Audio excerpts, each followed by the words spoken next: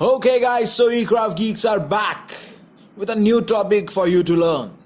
Sequential circuits. Combinational logic refers to a circuit whose output is function of present value of the inputs only. As soon as the inputs are changed, the information about the previous inputs is lost. That is, combinational logic circuits have no memory.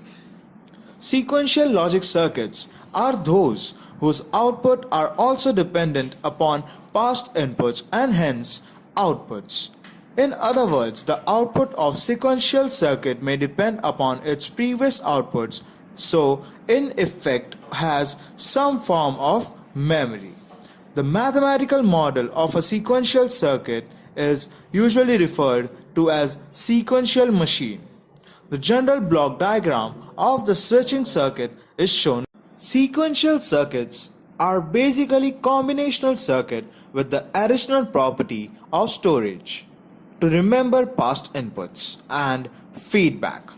Note that the output Z is a function of input A and internal state Y. A sequential circuit is a form of binary circuit.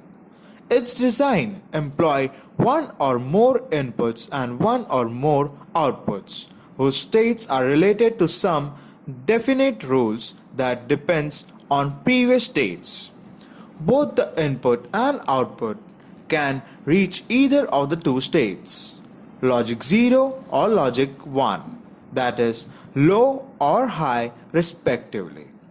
In the circuit, their output depends not only on the combination of logic states at its input, but moreover on the logic states that existed previously. In other words, their output depends on sequence of events occurring at the circuit inputs.